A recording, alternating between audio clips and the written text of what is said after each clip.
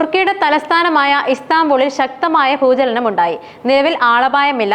സിൽവ്രി പ്രദേശത്തിന്റെ തീരത്തുള്ള മർമര കടലിൽ 10 കിലോമീറ്റർ ആഴത്തിലാണ് പ്രഭവ കേന്ദ്രം. ബുധനാഴ്ച പ്രാദേശിക സമയം ഉച്ചയ്ക്ക് 12:49 ഭൂകമ്പത്തിൽ നഗരത്തിലെ കെട്ടിടങ്ങൾ കുലുങ്ങി.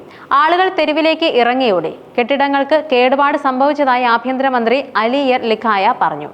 ബുധനാഴ്ച ഇസ്താംബൂളിലും തുർക്കിയിലെ മറ്റു പ്രദേശങ്ങളിലും 6.2 തീവ്രത രേഖപ്പെടുത്തിയ ഭൂകമ്പമാണ് ഉണ്ടായത്.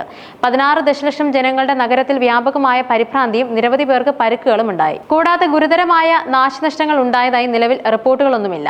കെട്ടിടങ്ങളിൽ നിന്നും ചാടാൻ ശ്രമിക്കുന്നതിനിടയിൽ പരിക്കേറ്റതിനാലോ പരിഭ്രാന്തി മൂലമോ കുറഞ്ഞത് 236 പേർക്ക് ചികിത്സ നൽകി.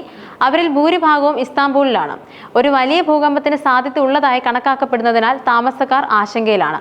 ഇസ്താംബൂളിൽ നിന്നും ഏകദേശം 40 കിലോമീറ്റർ തെക്ക് പടിഞ്ഞാറ് മർമര കടലിലാണ് ഭൂകമ്പത്തിന്റെ പ്രഭവ കേന്ദ്രമെന്നും യുണൈറ്റഡ് സ്റ്റേറ്റ് ജിയോളജിക്കൽ സർവേ അറിയിച്ചു.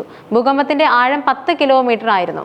അയൽ പ്രവിശ്യകളായ ടെക്കിർദാക്, യലോവ, ബർസ, ബാലിക്കേസിർ എന്നിവിടങ്ങളിലും ഇസ്താംബൂളിൽ നിന്നും ഏകദേശം 550 കിലോമീറ്റർ തെക്ക് മാറിയുള്ള തീരദേശ നഗരമായ ഇസ്മിറിലും ഇത് അനുഭവപ്പെട്ടു.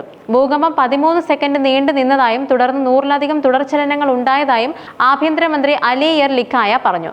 റിക്ടർ സ്കെയിലിൽ 5.9 തീവ്രത രേഖപ്പെടുത്തിയ ഏറ്റവും ശക്തമായ ഭൂചലനമാണിത്. എന്തായാലും കെട്ടിടത്തിന്റെ ബാൽക്കണിയിൽ നിന്നും ചാടിയ ഒരാൾക്ക് പരിക്കേറ്റതായി പ്രാദേശിക മാധ്യമങ്ങൾ റിപ്പോർട്ട് ചെയ്തു. 6.2 തീവ്രത രേഖപ്പെടുത്തിയതായി ദുരന്ത നിവാരണ അതോറിറ്റി റിപ്പോർട്ട് ചെയ്തു. 550 കിലോമീറ്റർ തെക്കുള്ള ഇസ്മിർ നഗരത്തിലും ഭൂകമ്പം അനുഭവപ്പെട്ടു.